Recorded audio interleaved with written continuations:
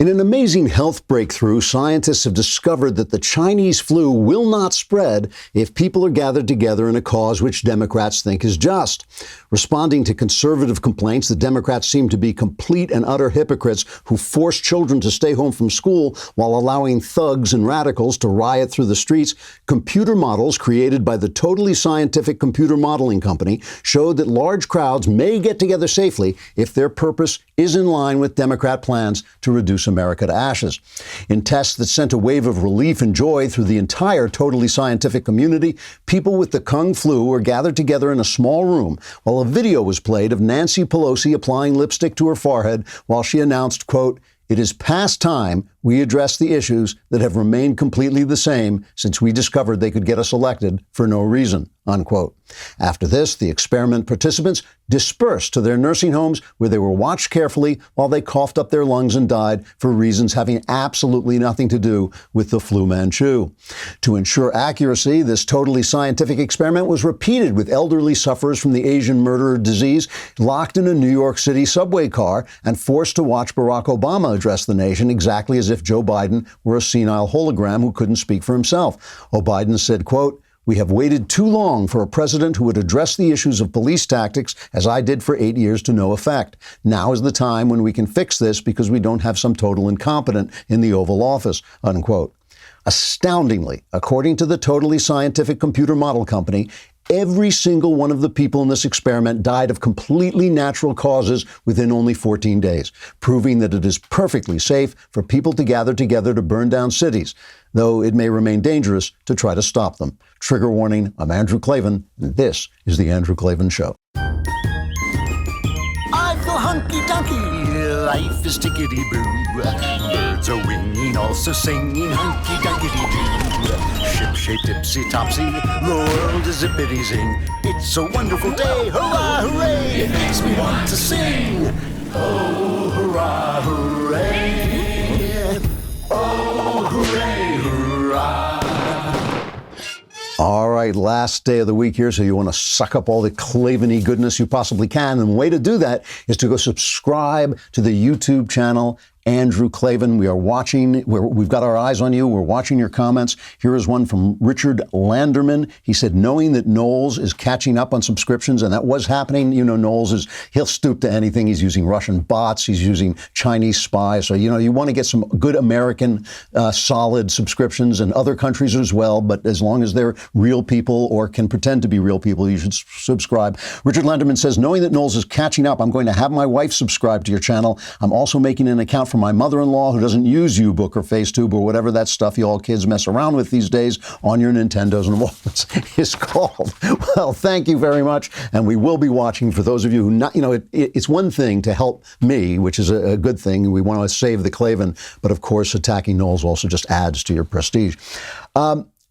I believe that we are witnessing a dangerous situation right now, and we're going to call it Stockholm Syndrome America.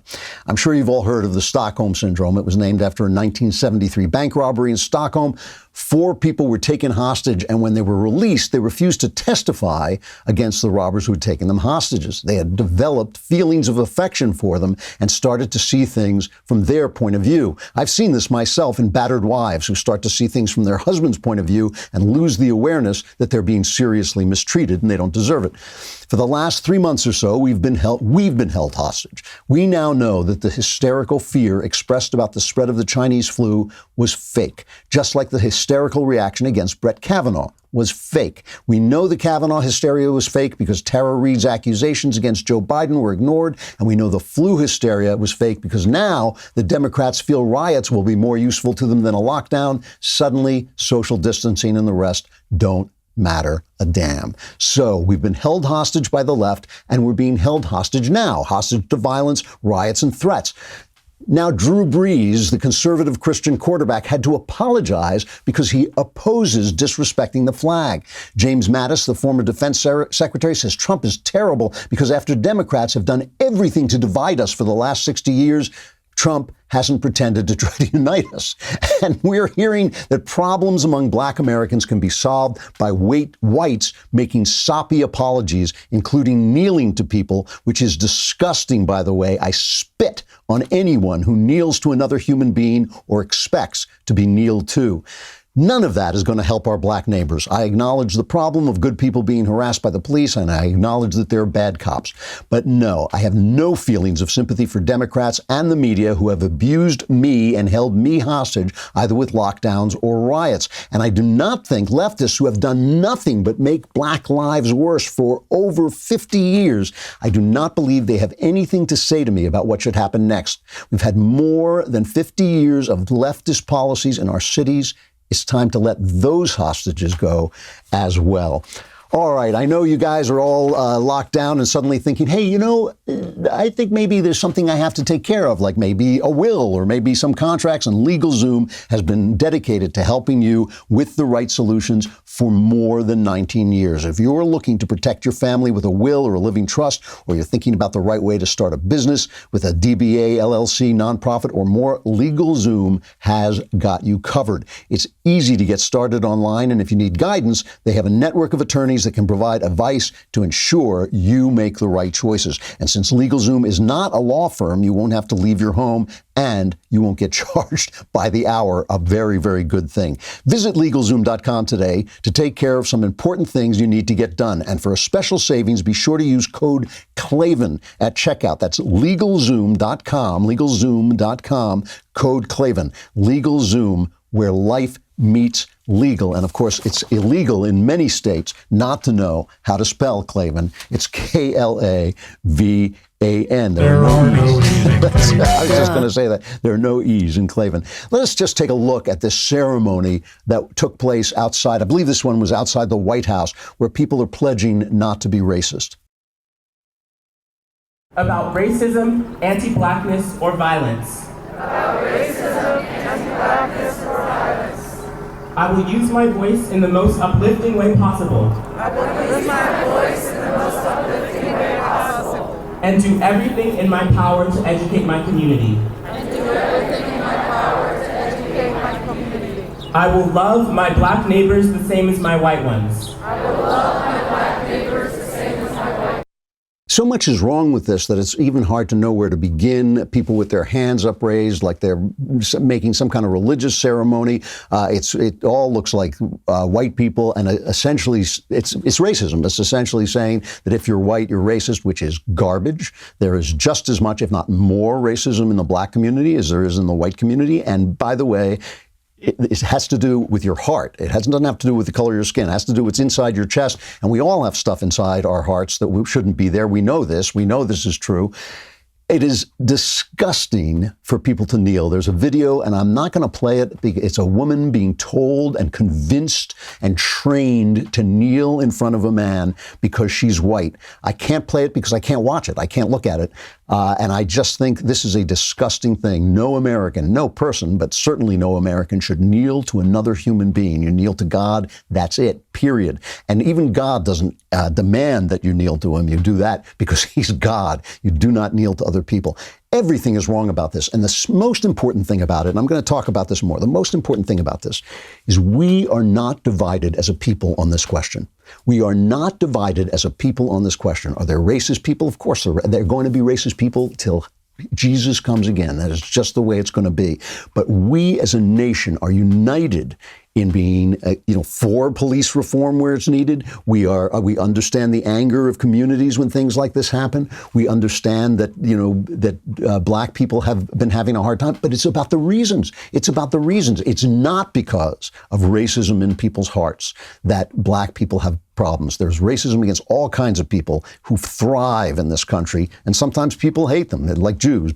People still hate Jews, but they thrive. Blacks can thrive too, but they're not thriving under Democrat rule, and that's the thing that we should be looking at. And it's just disgusting to be told that we should identify with the people who have taken us hostage, which is the violent people and the radicals. Drew Brees, I got to talk about this for a minute. Drew Brees made a statement. Well, is that his statement that we have, or do we have his apology? All right, let's hear his statement then.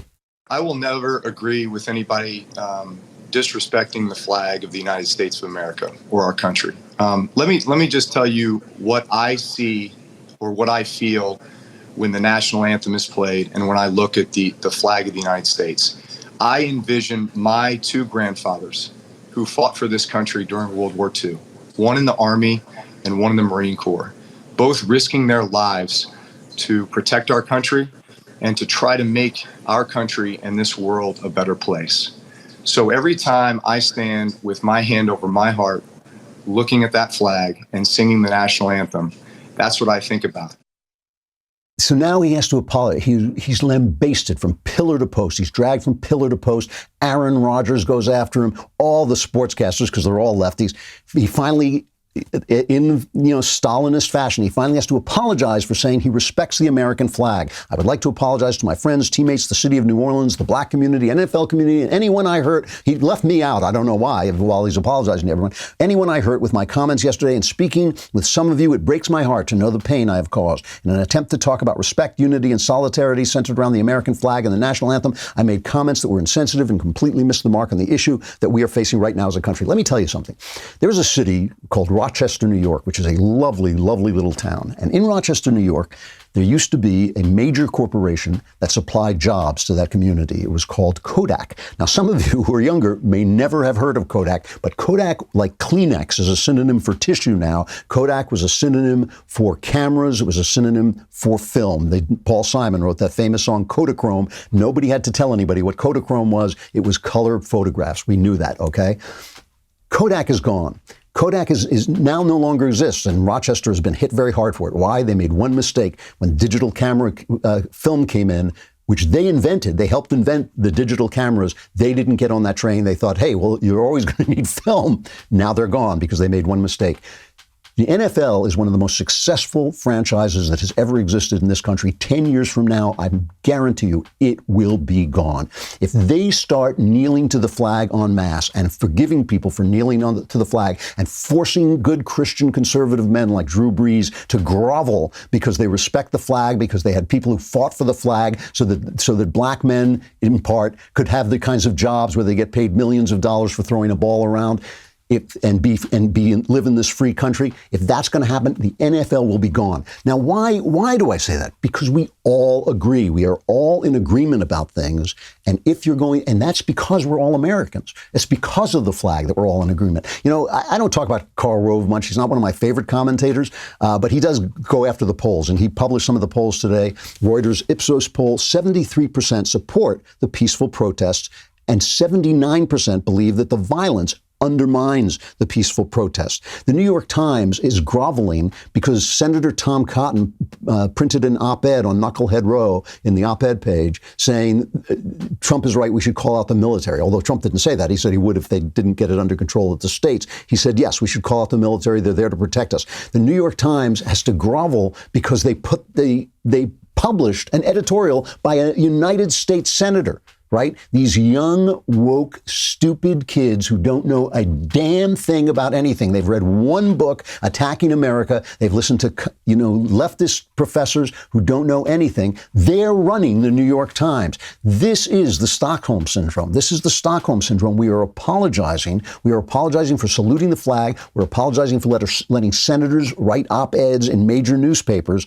That's the Stockholm Syndrome. These people are a vast minority. The people who agree are all of us. We all agree. The people starting trouble and saying this. If we all agree, how is this a racist country? If we all agree that people should be protesting and we understand the anger and all this, where's the racism?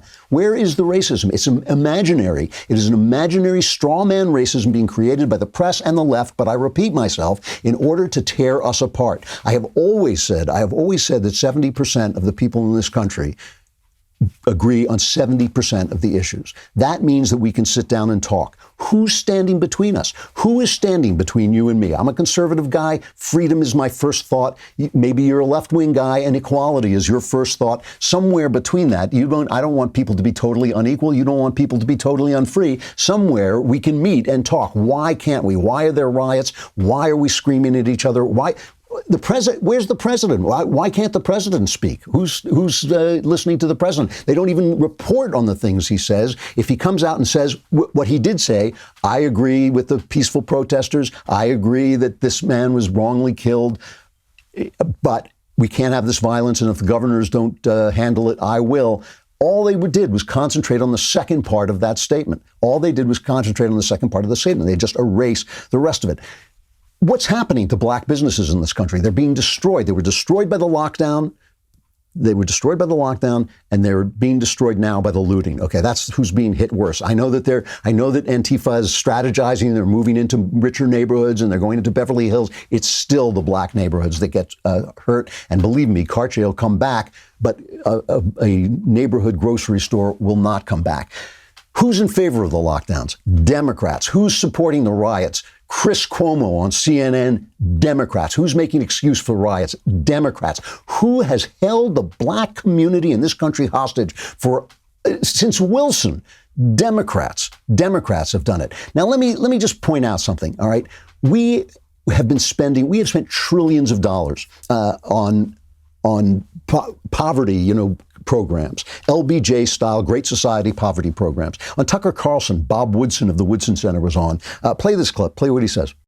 In the past 50 years, $22 trillion have been spent on poverty programs. 70% goes not to the poor, but those who serve poor people. So many of those people taking office use this money to create a class of people who are running these cities.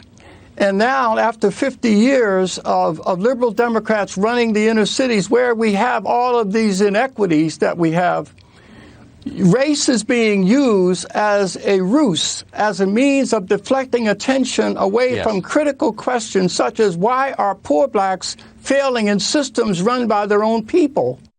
Right. Now, the brilliant thing in there, it was part of a larger point that he's making, but the brilliant thing in there is when you say that the government is spending trillions of dollars on poverty programs, right? And everybody says, oh, well, we need more money.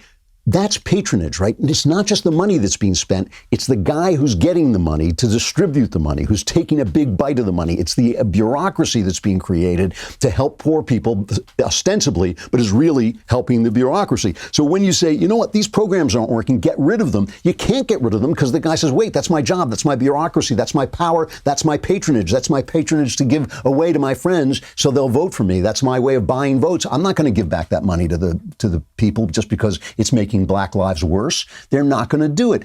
And then there's the philosophy. Candace Owens is trending, our friend who got her start on this show. Candace Owens is trending because she had this to say about the way black people react to their own. Shelby Steele was talking in his book, I believe it was White Guilt, and he was talking about something unique about the culture of Black Americans that you will not find in any other culture in America. And it is the fact that we cater to the bottom denominator of our society. Let me explain what he means by that. He means to say that we are the only community that will get outraged and get up and organize and picket and protest to defend the bottom denominator of our community, meaning criminals, burglars, robbers, anything that you commit a crime. Only Black Americans will be out picketing to defend the criminals. So, and then she goes on to talk about the fact that George Floyd, had numerous drug arrests. He burst in with 4 other guys into a pregnant woman's home, held her at gunpoint while they ransacked the house for drugs. He went to prison for it. He paid his debt to society and apparently went to Minneapolis to get his life back in order. But there's evidence now that he had fentanyl in his system when he was found. Again, that doesn't make it right what the cop did. But here, again, we all agree that it's not right what the cop did. There's nobody around saying, hey, I love that cop. Even the cops don't like these cops. They make their job so much harder. So they all know that this guy was a bad cop, and they all know that this is the thing, there should be reform, and it should be easier to get rid of a bad cop. They're so protected by unions and contracts that it's really hard when they get complained about. It's really hard to get rid of them. Sure, of course, but we all agree. So why are cities burning? We all agree. So why is Chris Cuomo saying, oh, riots are a wonderful thing? We all agree. So where's the racism? It's all a product of the left. We all agree the division is just coming from them. And blaming Trump for it is absolutely absurd. It's absolutely absurd. So let's take a look. Barack Obama comes out and he makes this speech to the nation. Barack Obama is addressing the nation. I know the message is supposed to be, I'm doing this because Donald Trump is not doing this. And by the way, let me just pause here for a moment. I know everybody gets ticked off at me if I say Trump is doing something wrong. Trump is doing something wrong. He should be talking more. He's got all these black friends in the business community, guys who love him because he turned the black unemployment numbers to nothing and can do it again once the Democrats let go of their grip on power, which they're going to have to do now because they've opened up their states for the rioters, so they can't close them down, although they are doing that in New York, by the way. I'll talk about that later if I have a chance. But anyway, Obama comes out and makes this speech. And so he's going to address the nation. And Trump should address the nation. He should go into the Oval Office and he should sit down and say, listen, they're not letting me speak to you. They're cutting me off. The press is lying to you about what I'm saying or what I represent. Here it is. Here's what I represent. Don't let the press lie to you. Don't let the press divide the country. Here it is. Anybody who's telling him he should be doing anything else is giving him bad advice. He should be out there talking to the people. He should be meeting with black leaders. He should be showing that he cares and showing also that he will bring law and order to the neighborhoods. If he did that, he would win the 70% of people who agree there's cause for anger in the black community and who also agree that the rioting and looting is bad stuff. All right. That's Trump. Here's Obama. He comes out and he makes this speech. What has happened over the last several weeks is challenges and structural problems here in the United States have been thrown into high relief. They're the result of a long history of slavery and Jim Crow and redlining and institutionalized racism that too often have been the plague, the original sin of our society. Oh, yeah, the original sin of our society. Oh, yeah. Now, part of the history, that history of redlining and the history of bigotry and the history of slavery was the history of electing a black president of the United States twice, okay, who had 8 years to make some changes and made things worse. During that time, he used Eric Holder, and every time there'd be an incident like this, he would blow it up. And remember, any incident, there are murders in America all the time. You can pick any incident and sell it as an issue, any one you want, and get people riled up about it because you have that. The left has that much power in the press. They choose these issues. Obama chose these issues. He's the one who made this an issue. And then he would go into cities like Seattle, and basically the federal government would look over the policeman's shoulders and the crime level would skyrocket. And that's why I have no respect for Black Lives Matter, because Black lives don't matter to Black Lives Matter. OK, they don't care how many black people get killed. They only care about it when they can blame it on white people. It's really leftism matters. That's really what it is. And Donald Trump said this. You know, here's the thing. This is supposed to make Trump look bad. But doesn't it make Biden look bad? I mean, where is Joe Biden making his speech to the nation? Where's Joe Biden? This guy, I'm telling you, he is a carved wooden dummy who is going to sit on the lap of the left while the left spouts things through his jaw, going up and down and up and down. And that, you know, if he appoints Kamala Harris, I just hope he has good Secret Service agents because he is going to be in danger from the left, Here's Trump talking about Joe Biden. I mean, here's Trump's perfectly reasonable remark about Joe Biden. A guy like Sleepy Joe Biden was in there for 43 years. Then he says, I think we should do this. I saw it today. He took his mask off for the first time in a while. I haven't seen his face for a long time. And he said, I think we should do this. Or I think we should do that. And actually, then he started speaking through the mask again. He feels comfortable with the mask on, I think. And even though there was nobody anywhere near him, which is interesting. But he made a statement about what he should do. I said, he's been there for 43 years. He was vice president for 8 years. He didn't do a thing. Trump needs to come out. He's right about this. He's absolutely right about this. In fact, Biden, some of the laws that Biden passed, like the anti-crime bill that he featured, he went after Anita Hill and questioned her. Some of that stuff makes the black community angry, but they're just going to forget it all. The past just goes away. Likewise, the past about the failed policies that have made black lives worse for 55 years. All Democrat policies, every single one of them. You know, there are other policies that could be put forward. You know, they could stop killing black babies in abortion mills. They could start charter schools. You know, the black parents love charter schools because they work and what the teachers teachers unions have this argument. They say, oh, well, they skim off the best students and make the other schools worse. Well, tough. Skim off the best. Get anybody out of there. It's poverty. Get them out. Get those people out. Get those children out. If they have ability, if they have talent, get them out of those union-run schools that suck. I've been in them. They suck. Get them into good charter schools. Give people choice. Why is choice so good if you're going to kill a black baby, but if you're going to educate a black baby, suddenly the choice isn't good at all? How does that happen? Where's the logic on that? They keep lying to us, and yet we keep buying into it. I got to play this one clip before I talk about the press, because I want to talk about them too, and I want to talk about the facts about Obama, who Obama really is. I just want to play this one clip of some ladies, I think it's in New York, cleaning the graffiti off a wall after the riots there that nearly destroyed New York, while Bill de Blasio fiddled while he was playing his violin. You know, what an artist we lose in Bill de Blasio.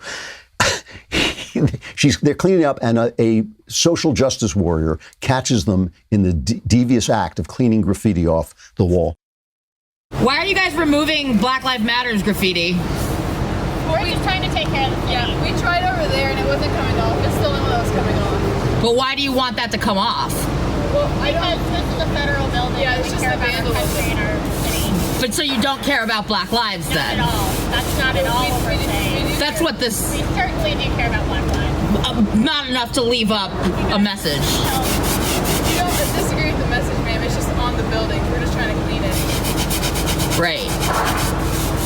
Not a great way to use your white privilege, ladies. Not a great... That's disgusting. It's disgusting they're cleaning graffiti off, because graffiti really helps a city. Graffiti really helps Black lives. It's really important. When you write, F the police or whatever you write on a wall, whatever the kind of, that people don't write the Constitution on a wall. They write, obscenities and slogans and all that stuff. That really helps Black lives. But you're a social justice warrior, so you must be a good person. Because we really, nothing makes a city better than having it defaced, having property defaced. That's really going to help Black lives. This is an amazing thing. So here are these ladies who say to them, no, we care about Black lives, but we're cleaning up the city. And they're being told they're doing the wrong thing. Who is dividing us? If those ladies, this whole idea of white privilege, I said yesterday they're going to defund the police. They should defund the police in any neighborhood that wants to defund them, and then send the funding to my neighborhood where we'd love to have more police.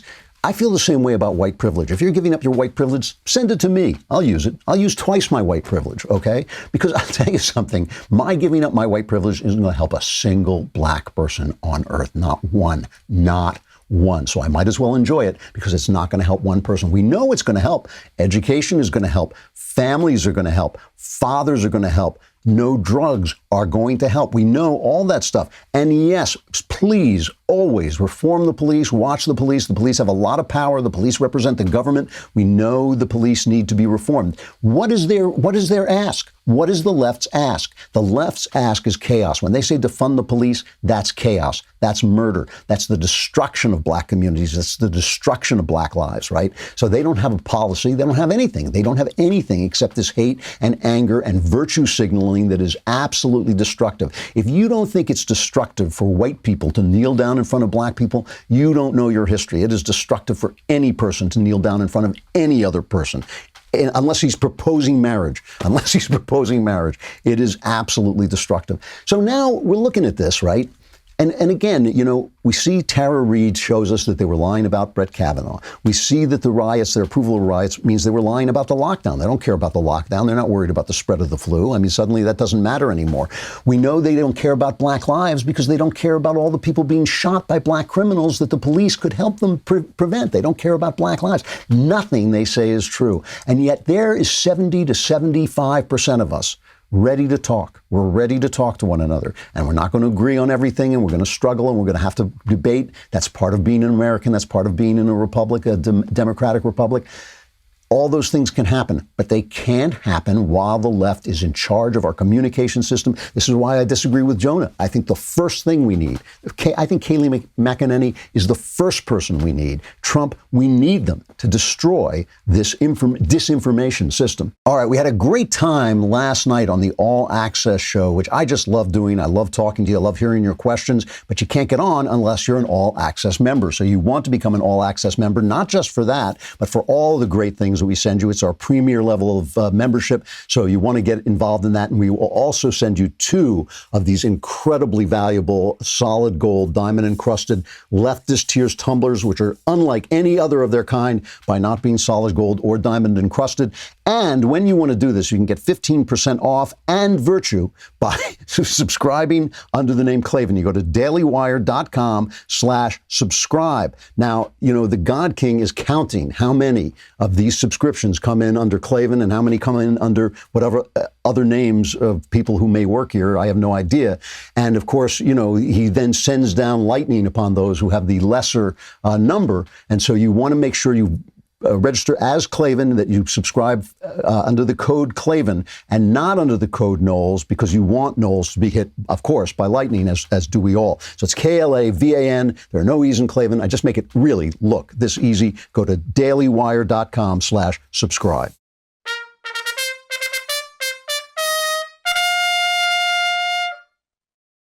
You know, this is let's talk about Kayleigh McEnany for just a minute. Then I want to get back to Obama. I want to get back to Obama because there were hearings yesterday about the Russian hoax, and they exposed the fact that it's Obama who has been dividing us. It's Obama who has wrong-footed the Constitution. And, you know, every time I hear this, play the cut of Kayleigh McEnany. I think it's Jim Acosta. Jim, look at me. I'm Jim Acosta. Is going after Kayleigh McEnany about fact-checking. Shouldn't we fact-check the president? And here's her response. If there's any president out there who should be fact-checked, any political leader out there should be fact-checked, isn't it President Trump? And aren't you trying to silence fact-checking by going after Twitter like this? Look, well, first I would say I disagree with all, if not almost all, of those assertions that you're making there, because, look, if you're going to get into the fact-checking business, there's no one that should be fact-checked more than the mainstream media that has been continually wrong about a number of things. To give you a list of some of the most egregious ones, that ABC News in December of 2017 falsely reported that Flynn would testify that the president directed him during the campaign to make contact with the Russians. That was false. In 2017, your network, CNN, botched their WikiLeaks email exclusive and were forced to make on-air corrections. CNN's Jem Sciutto, another CNN one, dropped a fictional bombshell in 2018, July, claiming that Michael Cohen would tell federal investigators that the president knew of the Trump Tower meeting. And there are many more, not to just put the onus on CNN there. So if anyone needs to be fact-checked, I think it should be the media. Is it sexist for me to ask that she do these things wearing leather? Is that sexist? I guess that's kind of sexist, right? Because it's not that I'm into that kind of thing. When I made a joke about this once, and our producer Rob had to tell me I was mispronouncing dominatrix, right? Now, why Rob knows about these things, I don't know, but it shows you how out of it I am. So it's not like I'm into these things, but when I see this cute blonde slapping around these middle-aged men, it's like a scene out of Billions. You know, when the guy goes into these dungeons, he goes into these sex dungeons and they burn him with cigarettes. I mean, I sit there, I have to watch those things through my eyes. Somebody, I'm riffing now, but somebody, they put out this thing that doctors say we should wear masks during sex to protect from the flu. So I put out that guy Gimp from Pulp Fiction with the leather mask. Because I'll tell you what you should wear to protect yourself during sex. One thing you wear, the best protection to wear during sex, a wedding ring. That'll protect you. How dare you? So anyway, get back to what I'm talking about. James Mattis, right? SecDef, admirable general, but really a lefty, I think, comes out and he says, Donald Trump is the first president in my lifetime who does not try to unite the American people, does not even pretend to try. Instead, he tries to divide us. Now, this really bugs me. It really bugs me. And it bugs me when we hear, oh, Obama, what a great uniter he was. Because what uniting means is getting on your knees to the left, who have destroyed black lives, who continue to destroy black lives, who are destroying black lives while I'm talking to you. While I'm talking to you, the left is destroying black lives by hurting the police, by making it harder for them to do their jobs, by throwing money at them, by telling them that they don't have to reform their own lives, that somehow we, the white community, are going to save them, which is the most racist idea of all. Nobody saves anybody. You've got to save yourself. Yesterday, Rod Rosenstein goes before the Senate Judiciary Committee. Remember, he was the Deputy Attorney General, former Deputy Attorney General during the Russian collusion thing. And now suddenly he says, oh, we knew there was no Russian collusion. So this is the cut 18. January the 4th, 2017, the FBI had discounted Flynn. There was no evidence that Carter Page worked with the Russians. The dossier was a bunch of garbage. And Papadopoulos is all over the place, not knowing he's being recorded, denying working with the Russians. Nobody's ever been prosecuted for working with the Russians. The point is, the whole concept that the campaign was colluding with the Russians, there was no there in August 2017. Do you agree with that general statement or not? I agree with that general statement. Thank you. And now Rosenstein says that he wouldn't, if he knew what he knew now, he wouldn't have signed the fake FISA application. You signed a warrant application in June of, I think, 2017 to get the Carter Page warrant renewed. Is that correct? Yes. Okay. Have you looked at the Horowitz report? Yes, I have. I have it with me, Senator. If you knew then what you know now, would you have signed the warrant application? No, I would not. Okay. And the reason you wouldn't have is because Mr. Horowitz found that exculpatory information was withheld from the court. Is that correct? Among other reasons, yes. Yeah. So Jim Jordan, Congressman Jim Jordan, he goes nuts on Rod Rosenstein. This is what he says. This is Rod Rosenstein, the number 2 guy at the Justice Department, the guy who at the time was acting Attorney General. Rod Rosenstein, the guy who signed the FISA application of renewal for Carter Page. Rod Rosenstein, the guy who named Bob Mueller as the special counsel. Rod Rosenstein, the guy who broadened the scope of the investigation. The guy who did all that now says there wasn't anything there. And that's been what we've been saying for 3 years. Now we're finally getting confirmation of that. So the top guy at the Justice Department is saying there wasn't anything there, but yet he signed the FISA, named Bob Mueller as special counsel, and broadened the scope of Mueller's investigation. For goodness sake, that's the main problem here. So this is just amazing, all right? So this is all Obama's work. All of this, he had to know. He had to know this was going on. And when people shrug this off, it drives me crazy because, who was it? Ari Fleischer yesterday made the point that if the Tea Party had demonstrated and set fire to St. John's Church, and Obama had them cleared off with pepper spray off the lawn of Lafayette Park and had walked across Lafayette Park to the church, the press would have just elevated him to holy status if they could have elevated him any higher than he was, right? So now they attack Trump for it. Yesterday, Obama makes a speech. Here's Wolf and Don over at CNN 19.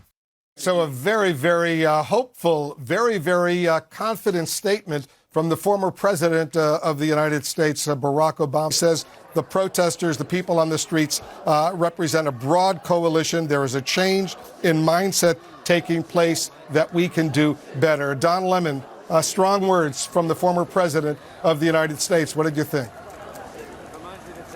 Well, I thought the vacuum in leadership that we have been talking about now for over a week when it comes to this particular story, I think he stepped in. So we're being held hostage by these guys. We have people have the Stockholm syndrome because we're being held hostage by these guys.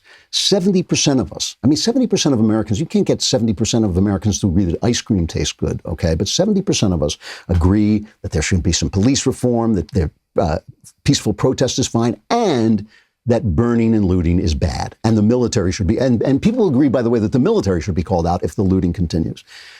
We agree, but we are being held hostage by the press. We can't talk to one another. We can't reach one another. We can't even make ourselves heard because the one side of us, the left, is being told that the other side, the right, are demons who hate black people. And the other side, the right, is so angry that they can't even think straight to talk to leftists, right? We won't talk to each other, and it's all coming from the press. It is all coming from the press. Now, when I say the press, I mean also the Antifa radical leftists and the Democrats who are backing the press. Because let's face it, the people rioting are Democrat voters. If they vote at all, they are Democrat voters. The Democrats cannot reject them. They can't go out and say, people yell at Trump because he said that he would stop the rioting after saying that he agreed with the peaceful protests, and he's got the DOJ investigating the police matter in Minneapolis, so he's doing everything he can do. Police reform is a local matter, right? After he says that, they ignore that part, and they just hear about the part about the military. But Joe Biden makes a little comment about, you probably shouldn't riot, and then does nothing but encourage this idea that we're living in a racist society, which if we were, compared to what? If we were living in a racist society, would everybody agree? Would everybody agree that they have cause for anger when somebody gets killed like this? Is there anybody standing up for this cop? I kind of feel sorry for this cop. I wonder if he's going to get a fair trial. It really is difficult now because people are so much on the side of our black citizens. So where's the racism? Where's the division? It's all on TV. You just have to turn on the TV to see it. All right. Let me end with this one final reflection about what is going on in New York. I saw a story in New York in the Daily Forward, which is a Jewish paper, where while the police were being told to stand down and being restrained from stopping looters, remember, it was I guess it's supposed to be like a controlled fire. It was something that really doesn't work. While that was happening, the police were being sent to clear Jewish parents and their children out of a park in Brooklyn. I was so shocked by this that I actually had to contact Ben and say, is this true? It was Bethany Mandel, who I know, it was like, I thought I wouldn't believe this if I weren't reading it in the Forward. If it weren't a legit paper, I wouldn't believe this. And Ben said, no, I talked to my Jewish friends in New York because, they all conspire together. I talked to my Jewish friends in New York, and this is actually happening. Here's Bill de Blasio's comments on this. I don't mean to make light of this, but I'm reminded of the song Imagine by John Lennon. We played it at my inauguration. I think everyone who hears that song in its fullness thinks about, what about a world where people got along differently? What about a world where we didn't live with a lot of the restrictions that we live with now? But we're not there yet. So we're not yet living in the song Imagine. Thank God. Thank God we're not yet living in the song. So here's this clown who's harassing Jewish people. This is a genuine dyed-in-the-wool anti-Semite. This guy is a genuine dyed-in-the-wool Jew hater in New York. Why are they voting for him? Really, liberal Jews are being held hostage by the Democrat Party. Blacks are being held hostage by the Democrat Party. America is being held hostage by the Democrat Party. And some people are starting to think like, oh yeah, this is fine. This makes sense. It really is like being battered. It really is like being a battered spouse and one day thinking, well, I didn't clean up as much as I should have. I didn't get his dinner on the table fast enough. We're starting to talk like this makes sense. It doesn't make sense. It's 55 years of great society, Democrat funding, trillions of dollars poured into these neighborhoods, and blacks are living in this public housing that is trash. They are living in public housing that is trash, and when you try to tear it down, oh, no, you're a racist. Why? Because they're getting money, patronage, right? You try to build schools that they'll use, charter schools that they can choose and send their kids to. If they have parents who care about them and the kids have talent, sending them to charter schools. No, we can't do that. Obama took that away, right? While he was sending his kids to private schools. And did anybody call him out on it on the left? Not one person called him out on it on the left. Certainly not the press. We are being held hostage in an empire of lies. We are. And there are people among us who are starting to think that those lies are the truth. That Drew Brees should have to come out and apologize for respecting the flag. That the NFL is trust me on this, is going to go broke because they want to be so woke. They're going to go broke because they start disrespecting the flag of the country that made them the richest franchise on earth. This is, it's a kind of mental delusion. And the thing you have to remember about the Stockholm Syndrome, is you don't know you have it, right? You don't come out and say like, I know I shouldn't be making excuses for the kidnapper. You actually feel the kidnapper has a point. You actually think that the lies you're being told on the news have some kind of truth to it. Yes, they lied to me about Brett Kavanaugh and they lied to me about the flu. But now, I've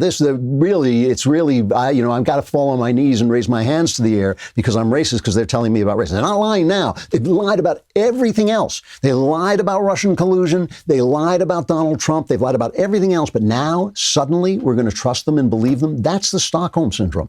That is really, and it's the thing I keep warning you about, and it's the thing I keep trying to explain to conservatives. They don't understand. They think that if they debunk each story, somehow they'll win. But they have to be the media. They have to fight back by creating media to defend. They have to create Twitter. Listen, I'm in this point, I'm in favor of just tearing Twitter down. I don't care about the First Amendment. And so I do care about the First Amendment, but I think we could tear Twitter down and maintain the First Amendment. But if you can't do that, build a Twitter, build a network. Why should Comcast get to own the public airways at Channel 4, at NBC? That makes no sense to me. It makes no sense to me. We are being held hostage in an empire of lies. We are being held hostage by liars. And if you start to think, if you wake up one morning and think maybe they have a point, that's the Stockholm Syndrome.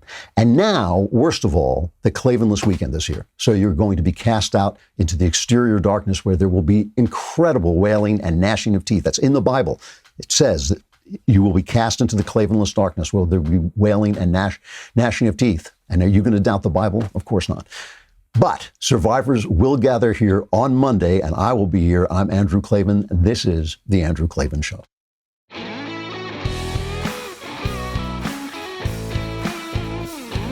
The Andrew Klavan Show is produced by Robert Sterling and directed by Mike Joyner. Executive producer, Jeremy Boring. Technical producer, Austin Stevens. And our supervising producer is Mattis Glover. Assistant director, Pavel Wydowski. Edited by Adam Sayevitz. Audio mixed by Robin Fenderson. Hair and makeup is by Jesua Alvera. Animations are by Cynthia Angulo. Production assistants, McKenna Waters and Ryan Love.